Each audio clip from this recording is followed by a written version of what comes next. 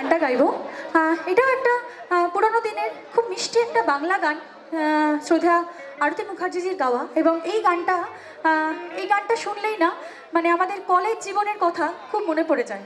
এখানে যারা আছে প্রত্যেকেই আমরা মোটামুটি মানে কলেজ পড়ুয়া তো অনেকেই আছে, সেটা আগে হোক বা রিসেন্ট টাইমে।